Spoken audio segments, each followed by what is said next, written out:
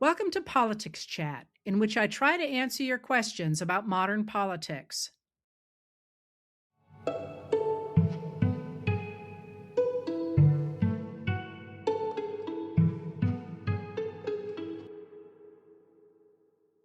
I'm going to answer some specific questions and then I'm going to try and give you some big picture stuff. So I hope I get to your questions, all of them, but they're a little bit all over the map, which makes sense in a lot of ways because we are in a period in which I've said this to you a lot before, but it's very difficult to tell what the administration is doing, in part because they're trying so hard to make sure we don't know what they're doing. And as a result, you're unsettled all the time trying to figure out where the ground really is under your feet.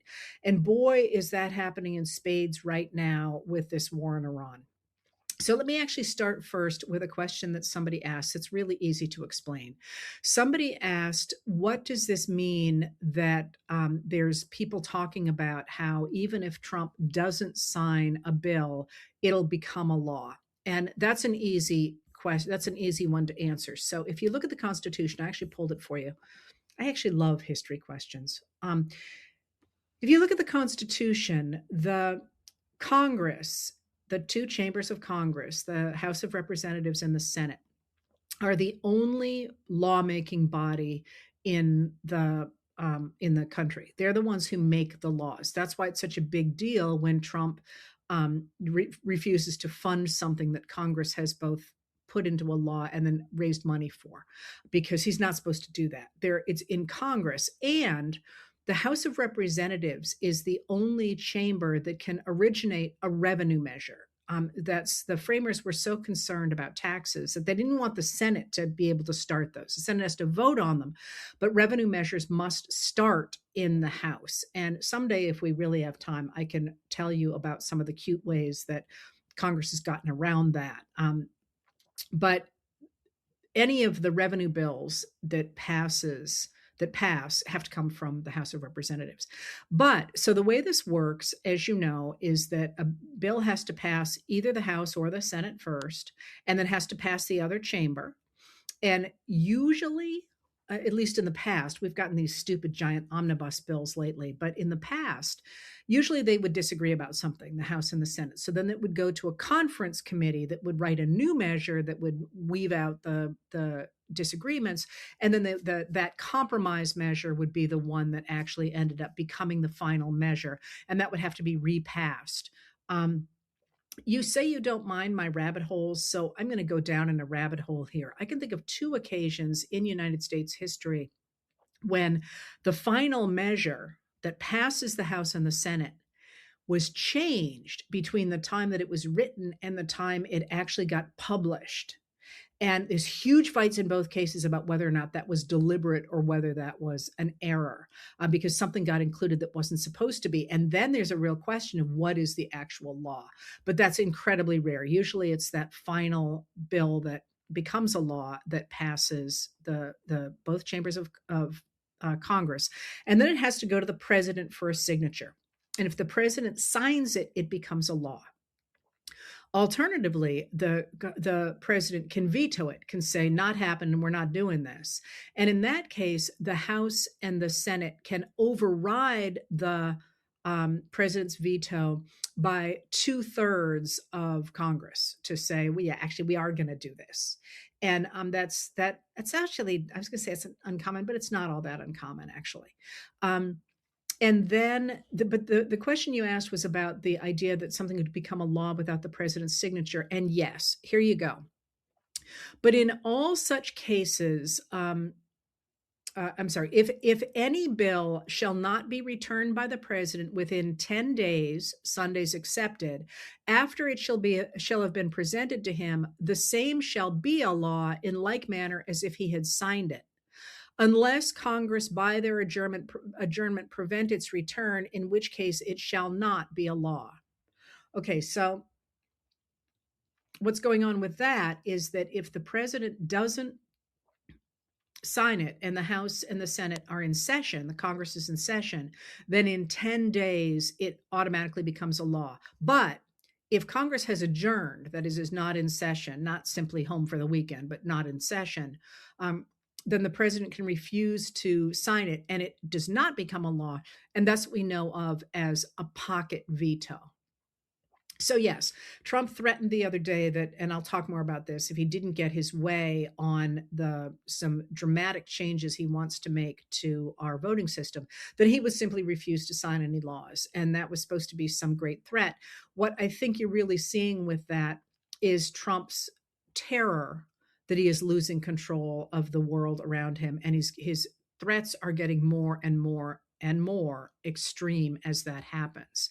I will point out that the Congress isn't doing very much anyway, so it's not like this is a whole huge thing that's going to be a problem. Obviously, it would be a problem if the president simply said, "I'm not going to play ball anymore." But in fact, if he decided to walk away, the within 10 days of 10 business days, not including Sundays, the anything that the House and the Senate pass would become a law, unless it's after the end of the Congress, at which point it would he could pocket veto it. All right, I hope that was easy. It was clear. I mean, I hope that was clear. So that one's an easy one. But so what are we going? What's going on? The big picture here is that the president of the United States, Donald Trump, is losing control of himself and of the country. And with those things, he is doing an enormous amount of damage.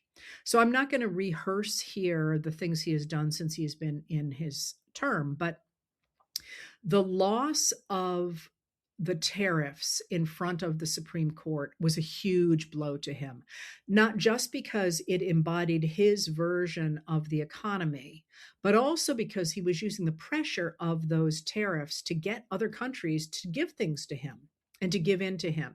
So taking those away and saying not only you can't have them, but also that you were wrong and you need to pay them back has been really debilitating for him. So, his administration has tried desperately to say, we can't pay these people back. We don't know how to pay these people back. We don't have the systems to pay these people back. And the judges have said, that is your problem. You did this, fix it. Trump is not accustomed to be in a, this is your problem, you did it, fix it kind of a position. So one of the things that the Supreme Court did when it decided Donald J. Trump v. US in July of 2024 was that it suggested that so long as Trump was operating within his Article 2 powers, that is the section of the Constitution that lays out what the president is supposed to do, then he couldn't be prosecuted for committing crimes, and that there was this presumption that the things that the president was supposed to do, even if it was not Article 2 powers, but sort of presidential powers, that there was a presumption that he had immunity in those cases as well. Now, one of the things it's done since is it's emphasized that it considers foreign affairs part of the areas in which he has untrammeled authority. And I say that they say that because that's actually a really big debate in both in history and in law as who really has control over foreign affairs. Because of course, the Congress has the power to levy war, and the Senate has the power to approve of treaties. So it's not entirely clear that the president is supposed to be able to do whatever he wants. That's really a post-World War II phenomenon. I think especially after the construction of the National Security Agency, which kind of centers power in the president. But the Supreme Court has said that generally the courts are supposed to give him a lot of leeway in foreign affairs. And so he has tried to justify a lot of what he has done based in foreign affairs, but he has really started to use the power of the president as commander in chief. You hear him talk about that a lot, and his supporters talk about that a lot, to do whatever he wants with regard to foreign affairs. And what he is trying to do there is, one, to suggest that the United States is dominant over other countries because of our extraordinary military, but also to reorder the global order, which I've talked about here a lot. After World War II, the allies from that war put together a system that was designed to stop future world wars. And it was designed to stop those world wars by creating a sort of shared economic system, shared trade. And by the way, you've heard me talk a lot about freedom of the seas. Freedom of the seas is obviously very much at stake right now. And you can see all these countries suddenly panicking and real concerns about the global economy because of the idea that people will not continue to have freedom of the seas, that countries will be able to stop the ships outside, or that are within their, that they can attack ships on the seas. But there's this idea that they would be able to create this web around the world through global trade, through global alliances like the World Health Organization and the United Nations, and the North Atlantic Treaty Organization and AUKUS, and all the different ways in which we are connected. And also, by the way, universities and the sharing that we have, like the what's it called, the scholarship, the really high powered scholarship, like the Marshall Fellowship or the Rhodes Scholarship or Rotary Club fellowships, all those things where scholars went from one country to another and exchanged students. Those are designed to create a smaller world so that we have friends in other countries, and that we are designed that we're not going to go to war with our friends. And the other pillar of that, of course, was the idea of spreading liberal democracy, the idea that people should have a right to have a say in their government, and that those things would create a world that would prevent a world war.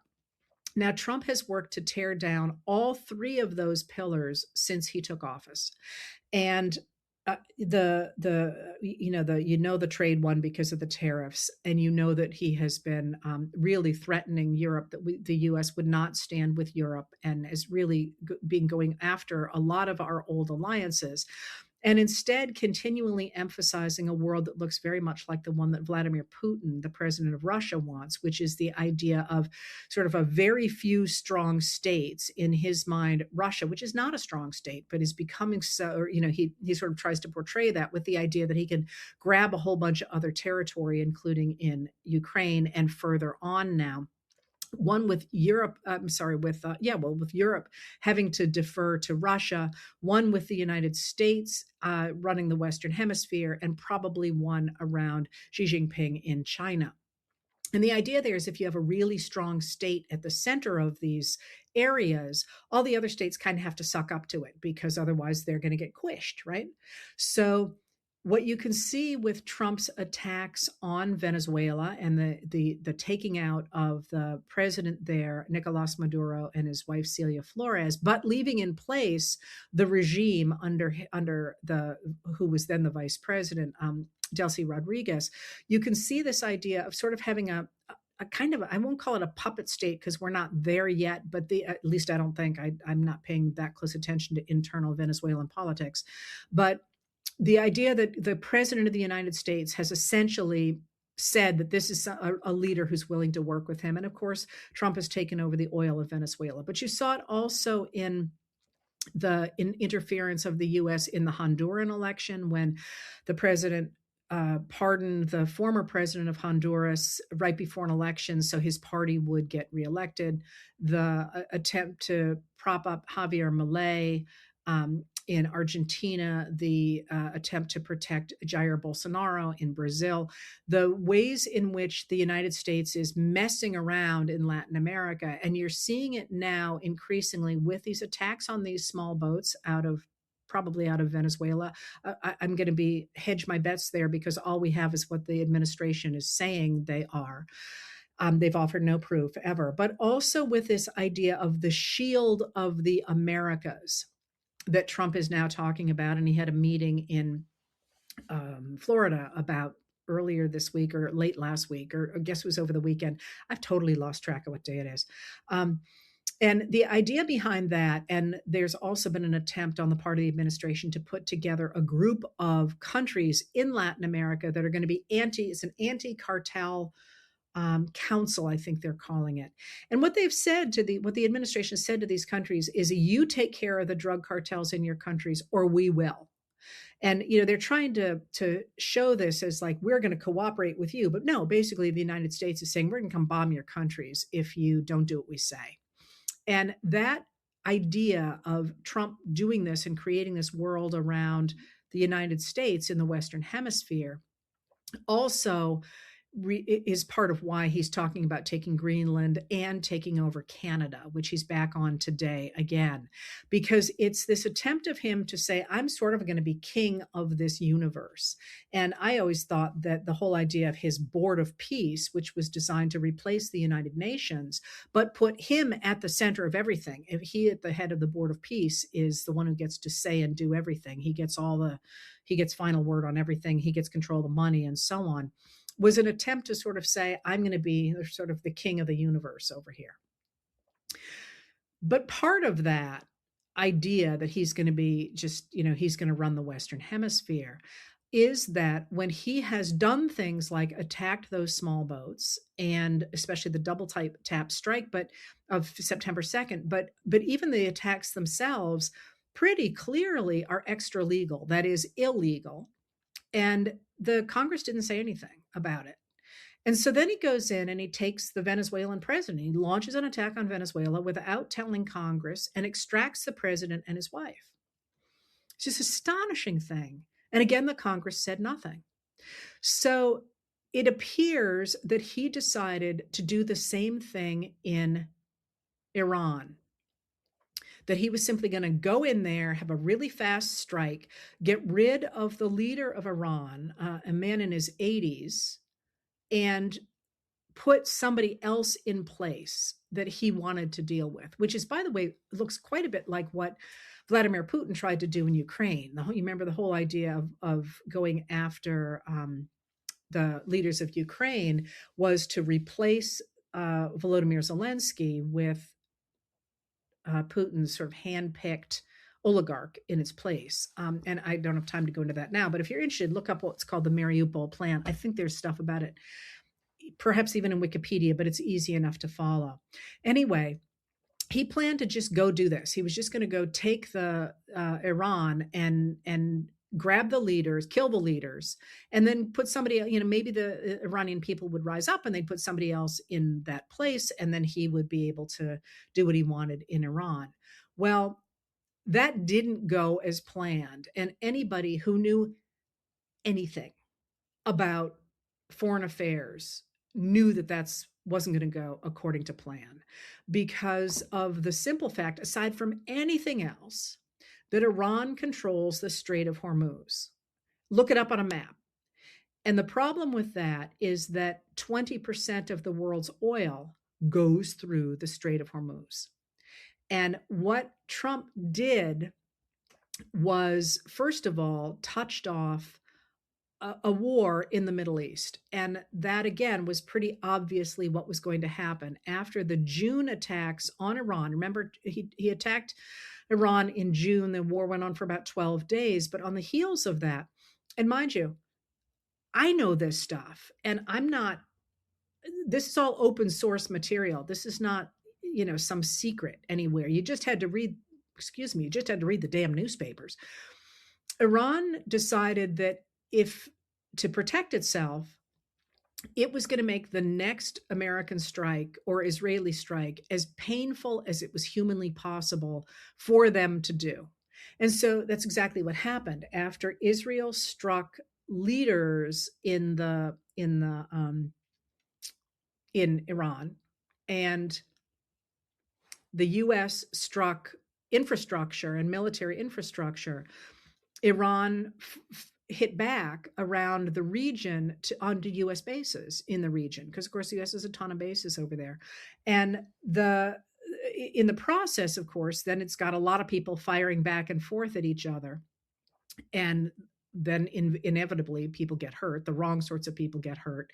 That is, you don't manage to hit just what you're aiming for. And pretty dramatically in that first strike, it certainly appears, and everybody, except Trump says this is true, the U.S. hit a girls' school. Now, in international law, if you deliberately hit a civilian facility, that's a war crime.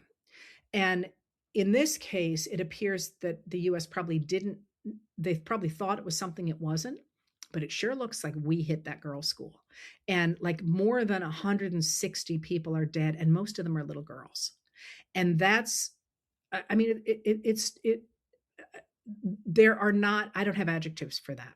So part of what we're seeing now is the Trump sort of thought this was just going to be in and out, one and done, and instead what they got was this they kicked over a hornet's nest. But people keep saying, like, what's the end game here? There wasn't an end game. There isn't an end game because we're not supposed to be there. They really thought we'd go in and get out, but there's no way you're going to do an in and out in Iran. So now we are looking at a president and an administration that is trying desperately to backfill and to say, well, there's a reason we went in. So one of the things you're going to hear, that you're already hearing a lot, is that um, that the Iranians, somebody today said, well, the Iranians were going to have 20 to 40 nuclear missiles this week if Trump didn't go in. And that's just ridiculous. It's just utterly ridiculous. I mean, not least, he said last June that he had destroyed their nuclear capabilities, which was obviously a stretch. But the people who examine that world say, the Iranians were at least a decade away, not only from the development of a nuclear weapon, but also from the conventional weapons to deliver that. Because once you got a bomb, that doesn't do it. You got to deliver it too. Another rabbit hole. That's actually one of the really interesting things about um, the development in the United States about a nuclear weapon during World War II is the scientists knew how to make the weapon. The question was, how do you deliver it? That was actually the bigger issue, is how do you create it in such a way that you can actually make the reaction happen when you want it to. So the delivery of these things is key, obviously. And the same is true of North Korea. They're trying to figure out ways to deliver the weapons, which is itself a very deep scientific problem, right? So that idea that somehow Trump has saved us from nuclear war on our doorstep with Iran is just completely made up. And so we've had, oh, we were protecting the people there, they were going to rise up. And now we've got Trump saying, well, actually, we're going to flatten them. And you've got all these ways in which he's trying to backfill and say, this is why I did it, when in fact there really wasn't a plan to do it, and there isn't an end game. So normally, if one declares a war like George H.W. Bush did against, or it wasn't, I'm sorry, I shouldn't have said declared a war, because he didn't. It was a military action, but he did have the permission of Congress, by the way. But his goal was to push Iraq back over the Kuwaiti border, and once they had done that, that was it. They were done. That was the plan. Just get them, because you could say, we did it. This is what we set out to do, and we did it. We have no goal here.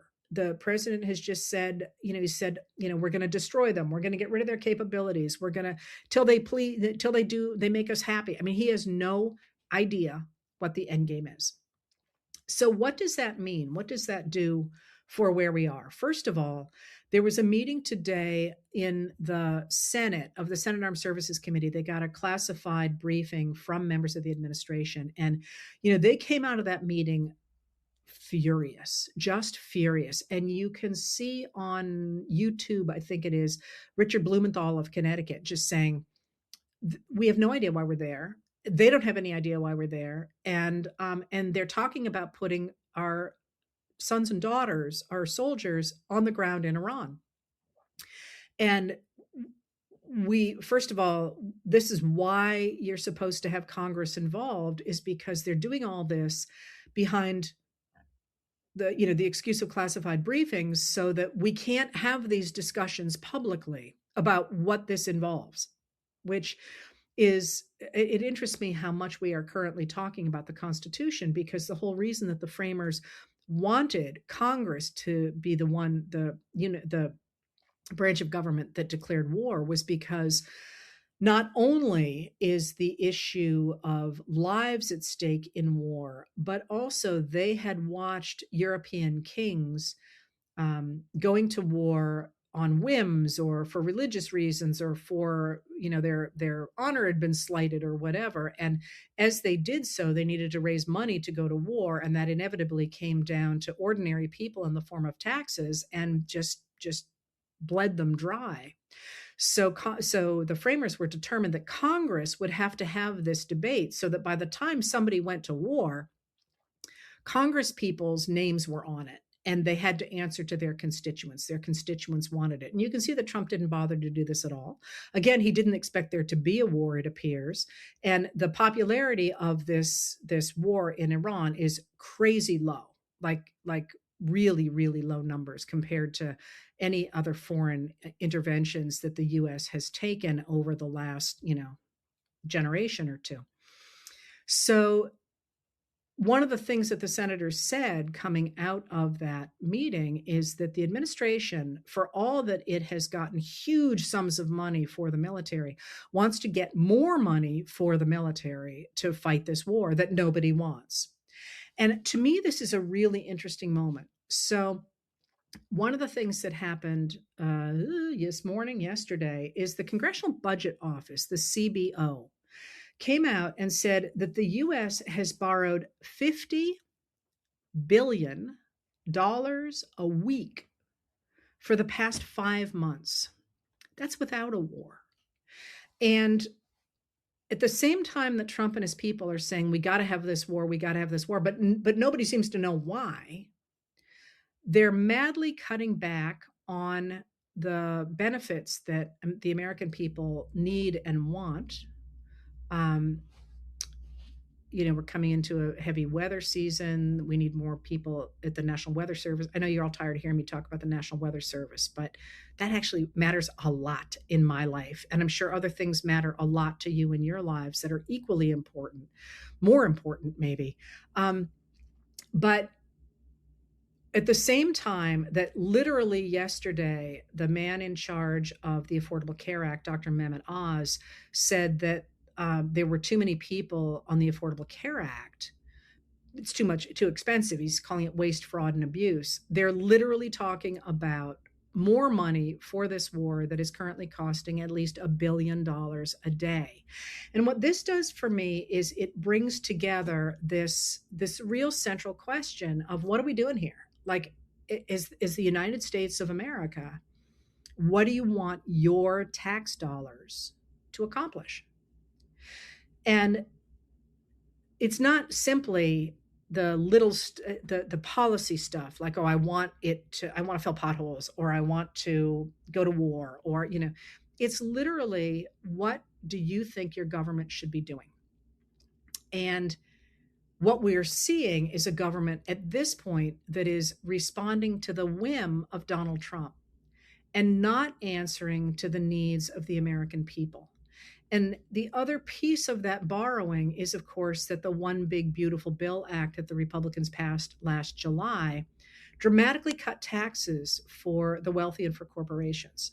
So one of the reasons we have to borrow so much money, even though we weren't at war at the time, was because the money's not coming in, the revenue's not coming in. And again, Trump has, really slashed the IRS and the people who were catching the tax cheats and so on, going back to sort of this idea of creating a world where he gets to use America's money however he wants, and he gets to take Venezuela's oil, and he gets to have a war, and he gets to do all this stuff.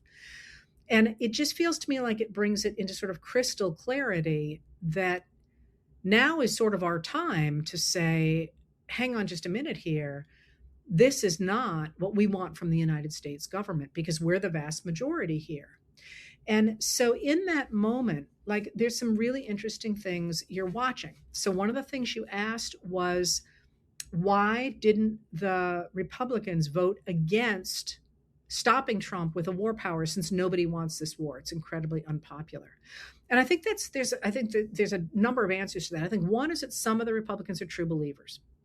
That's not where the numbers come from, though. I think the real numbers come, well, partly from the fact that Republicans, especially in the House, are afraid of Trump. And you can see this by the fact that at the Republican House retreat that happened yesterday at one of Trump's properties, when he got up to speak, nobody wanted to stop clapping. They clapped and they clapped and they clapped and they clapped and they clapped and they clapped and they clapped, and because nobody wanted to be the one to stop clapping, because they were afraid they would draw his wrath, which is a hallmark of an authoritarian government, that they don't dare to stop showering him with praise. And why you get these stupid, in every authoritarian government where you get these stupid meetings where they're showering over the top praise on these people, on the authoritarian, because they're afraid of what might happen if they don't. And by what might happen when they don't, I think is a number of things for them, partly ostracism from their club and all that kind of thing, but also one of the things we are not discussing sufficiently right now, I don't think, is how much money Trump has amassed for this upcoming election. It's not his endorsement you necessarily want, because actually his endorsements aren't doing very well for people. You want the money that he's sitting on, because he's been sucking up all the money that's coming into the Republican Party, all the money that's coming into him, all the money that's coming from all these tech bros. He's soaking that money up, and they want that money behind them. So I think some of it is just the desperate need to claw back money or to get money to run in their races in 2026. Now, that brings up another question that somebody asked, and that's, why are people now leaving the Republican Party to become independents? And that's, again, something really interesting. Some people are finally speaking out because they can't stomach it any longer. Somebody like Thom Tillis, for example, who's the one who went after Kristi Noem in her hearing before Trump fired her. He's not going back into. He's not running again, and he's not running again because Trump turned against him. And he just figured he couldn't win, not necessarily because he couldn't get any votes, but Trump would back somebody else. He'd probably lose to him in the primary when only the most extreme voters turn out. And now he sort of feels a little bit unmuzzled. That's not to say he's a Democrat, but he's willing to speak up against people like Noem. So you get some of those people. But what's happening with the guy, Kiley, in California, who switched parties yesterday to independent, was really interesting, because if you remember, California redistricted the state in retaliation for Texas redistricting its state in a mid-decade redistrict, because Texas was going to make sure that basically they took 5 seats that were Democratic, and they basically made it very hard for them to win. Although that's itself interesting, because they did it based on the 2024 vote, and that 2024 vote depended heavily on Hispanics in Texas who had shifted to Trump in 2024. But they have shifted back away, so that those gerrymanders in Texas may end up to be what we call dummy manders. That's when you gerrymandered badly and you end up losing seats rather than gaining seats. And I won't go too deep into that, but I'll come back to that argument in a minute. Anyway, in California, when California redistricted in rebuttal to Texas, they did not do so permanently. The law as it's written goes through the next, just up through the next. It's not permanent. They made the seats that Republicans held in California more competitive. Not less competitive, more competitive. And what that meant is this guy wants to stay in office. So he figures that he's got a better chance if he runs as an independent. And what's interesting about that is when he came out and said, I'm still going to caucus with the Republicans for administrative purposes, but I'm going to have to consider bills based on their merit. I thought was really interesting, because that's theoretically what Congress people do, right? Is they consider bills on their merit. They just don't vote the party line. And it's pretty clear that's what the Republicans are not doing. They are, they're going behind whatever Johnson tells them to do. But losing that vote, losing Kiley's vote, was terrible for the Republicans, because they could only lose one vote, and that was their vote. And so right now, the Republicans in the House of Representatives are in deep doo-doo. That's the professional term, by the way. And that brings up something else that you're suddenly seeing out of the Republican Party, both Trump and House Speaker Mike Johnson. And that is that they're all of a sudden running hard against transgender Americans freaking again. And that's very revealing, because they're trying really, really hard to try and rekindle the culture wars that got them into power in 2024. And immigration is not the one anymore because Americans are really mad about ICE and Border Patrol, even though the Republicans are telling their members not to talk about mass deportations any longer. They don't want people to think about that. Those deportations haven't gone away. They're not getting as much press as they did before because they have tended to be quieter about them since Greg Bovino and Kristi Noem were putting out, videos about them. But they're still happening, and that's something we need to be important. We need to be careful not to ignore. Similarly, those concentration camps still are going up. They're trying to buy those facilities, and those are still very much there. I can't lose sight of that. I was just walking with a friend who's also a historian, and saying how frustrating it is because as historians, we know where this is going, and it's kind of crazy making to have to go through it, because people don't listen. The concentration camps are top in my mind. And I'm not letting that one go. Anyway, those things are still going on, and they have lost ground on all the things that are traditionally Republican strong points. They've lost on immigration. They've certainly lost on the economy. And now they have lost on national security. So, Trump's trying to say, well, I've saved you from nuclear war, but every expert says that that's not at all what was going on. And you can't tell us why we're fighting this war. This is unpopular. So Trump is badly underwater on all of those things. So what did both he and Johnson roll out this week? Transgender people. And this really important to remember that this is a tool. James Tallarico referred to this the other day and said, I come on TV, you never ask me about housing. You ask me about demonizing my brothers and sisters. And that's a great way to think about that issue being used politically. The question is, are people equal in America, or are they not? And the fact that Trump and Johnson are doing this to further demonize transgender Americans suggests that they're really desperate, and they're going to be this really, for the last couple of weeks now, they've been really pushing the racism, the sexism, and now they're going back after transgender people. And they're also Trump is also really pushing this idea of the SAVE Act. And just to be clear, I'm glad I'm remembering to talk about this. One of the I'm seeing everywhere today ads for people like Susan Collins, who's running for re-election in the state of Maine as senator, saying, this is just logic. All we're saying is you have to use ID. That's not what the SAVE Act does. Of course, you use identification when you register to vote, and your vote is then checked in any number of ways. It's not like you just, pick up a flyer at the grocery store. There are already safeguards in place, and they are run by the states as the Constitution provides. And the question here is what one can use as ID.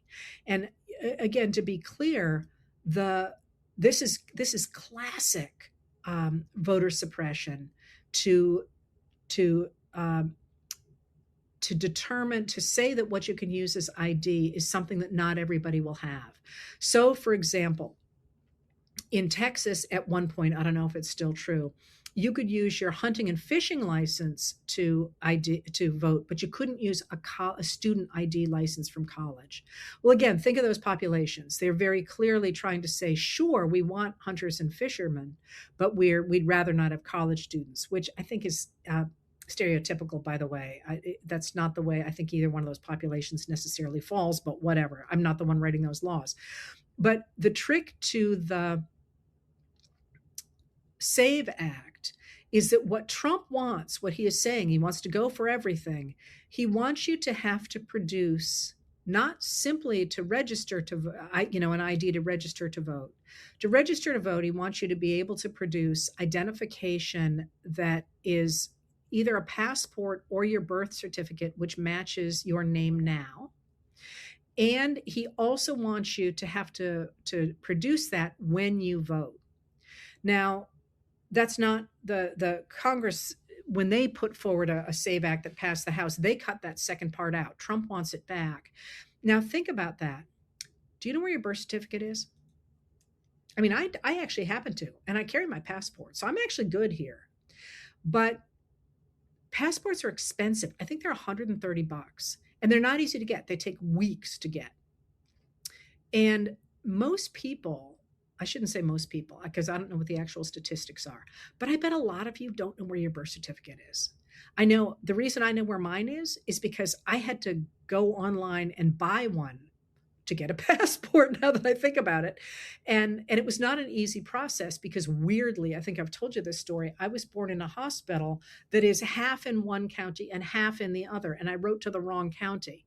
So I had to apply for the thing online, and then they wrote back to me and they said, we have no record, but you might be in the other county. So then I had to apply there, and then I got it. But because by then I had to have it FedEx to me or rapid mail to me, that too was expensive. So what they're essentially gambling on is that getting, and in addition, Trump also wants to get rid of mail-in voting, and he wants to get rid of something else, I can't remember what, is he wants dramatically to cut down who gets to vote in the United States of America, taking the gamble that the people that's going to hit are Democratic voters rather than Republican voters. And the reason he can think that is because women tend to vote Democratic by a pretty large gap at this point. And the people who most likely not to have birth certificates that match their name are women. And while we're at it, the other obvious group here is transgender Americans. So he's what he's saying here is he knows he's so unpopular that there's no way or he doesn't think there's any way the Republicans will win the 2026 election unless they basically cheat by making sure a whole bunch of people can't vote. Now, what does that mean? What does that mean going backward? Well, so that's what you're seeing here is a man who has driven himself into a dead end. I mean, I literally envision this as an alleyway with brick walls. That means he's desperate. That means he's angry. That means he's humiliated. Those are all the things you do not want a narcissist with dementia to have. He's going to get more erratic rather than less erratic. But at the same time, it's also a moment of extraordinary clarity for the people who are watching this. You know, certainly there are people who still think Trump is the bee's knees, but there are an awful lot of people who supported him in 2024 because they were mad about the economy or any number of reasons who are backing away from him now. What this moment gives us is the ability to look and say, no, I don't want to spend $1 billion a day. And that's in addition to all the money we were already spending on a war that we have no idea why we're spending it. What we really need to do at this point is to think about what we want in the United States of America and to advocate for that. So, one of the things, I do a lot of interviews with elected people because I'm trying to normalize these people. I'm trying to make constituents understand that they represent us and they're actually trying to represent us. Every single one of them says your voice matters. So keep on speaking up. But I'm going to push that a little further. And I'm going to say, I am looking at the extraordinary money that is going into our elections. So that basically people who can't muster that kind of money don't even bother to run. And that basically the extremely wealthy people buy seats. So there was an expose last night in the New York Times about how much money billionaires are pouring into our system, but also using as an example the replacement of John Tester, a very popular senator in Montana last year, with Sheehy, I forget his first name, who is basically just a tool of the billionaires. He's voting for deregulation, he's voting for tax cuts, he's doing anything they say, and he's not representing the people in Montana, but he's there because he got a ton of money. And I'm looking at that and I'm saying, I'm personally tired of just reacting to whatever the hell Trump is doing and whatever the hell the Republicans are doing. I'm over it. And I think that it is time to be more aggressive about articulating what kind of a world we want to see. Certainly what kind of a world I want to see. And that's a biggie for me. The fact that our world appears to have been taken over by some extraordinary rich people who are destroying not only our country, but at this point also the world order, because they were so determined not to pay higher taxes. They put Donald Trump back in office. I'm I'm ready to address that publicly and say, yeah, I'm all for higher taxes on billionaires.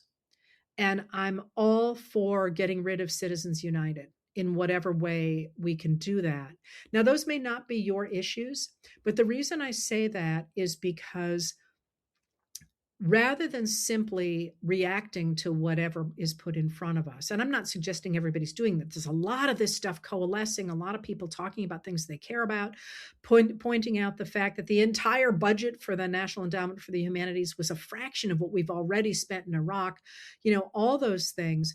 Pick your lane and just start to speak up about it, because I have said for many, many, many years now, decades actually, that I firmly believe that most Americans actually want the same things. We want a government that regulates business fairly, that provides a basic social safety net to enable people to live the American dream, to get to have education, for example, and that promotes infrastructure so that we can get to work, or that we can have the internet, or we can do the things that we cannot do ourselves, which is what Abraham Lincoln said, that protects our civil rights so that you don't have to wonder if the federal agents are going to kick down your door and come drag you out of your house, the way we've seen in places like Minneapolis and even places here in Maine, and so that we have an international order where we're safe.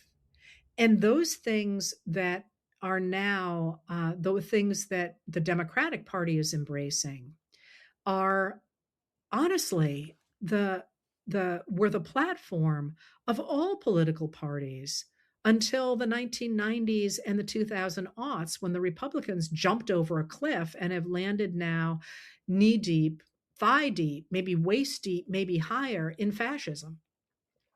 And articulating that and recognizing that that cuts across political lines. This is not about partisanship. Hasn't been about partisanship for a long time. But if you can't look at Donald Trump and recognize that he has just kicked a hornet's nest in the Middle East that's going to come back to bite us so hard, then you're not paying attention. And right now, we really need to pressure those people around him, the elected officials around him, to make him less and less powerful as his power is diminishing. He still has the nuclear football, right? So losing Kristi Noem was a big deal. We'll see who we can, whom we can weaken next, because every person he loses makes him slightly weaker. That's, instead of sort of reacting and standing back and going, oh my God, it's time to lean into it and talk about the world we want and demand that of our elected leaders. Because if you watch the news like I do and you watch commentary like I do, you can tell things are changing. And the more you throw your voice into whichever pot it is you care about, the faster that change will happen. So I'm with you on how tiring this is and how exhausted we are. I think that's part of the plan. If you can't deal with it, it's okay, by the way. Spring's here, get out in your, walk your neighborhood or whatever you can do. But to the degree we can push back on that, not by saying just, hey, you're an idiot, sorry, hey, you're incorrect, but also by saying, I'm in the United States of America. I believe that people should pay their taxes fairly. The same way that the Republican Party said in the Civil War, when it invented the Republican Party, emphasize that there, invented the income tax because they believed that every man should pay into the government during its time of need in proportion to his ability. And one of the leaders of the Republican Party said the government had the right to take, not kidding here, 99% of a man's income if it needed it. And that argument, I think, would go a long way to addressing our debt, to addressing how we're spending our money, and certainly to making sure we don't continue to be taken over by a very small group of very wealthy people. Because folks, now is the time. This is the same thing we looked at in the 1850s, the 1890s, and 1930s, and so on. If we are going to restore fairness and justice and safety in the United States, now's our time to demand it. Thanks for being here.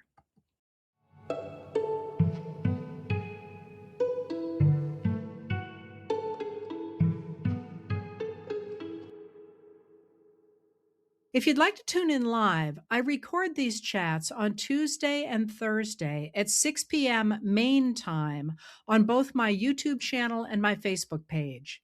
If you want to hear more from me, I write Letters from an American every night. It's available on Substack and on Facebook, and the audio version of the nightly letter is available the following day wherever you get your podcasts. And finally, on Saturday mornings, I talk with Dr. Joanne Freeman, the historian of the early republic, professor, and dear friend about history and politics. We call our talks What the Heck Just Happened, and you can find them on YouTube. Politics Chat is produced by Lauren Westfall, music by Andrea Von Kampen.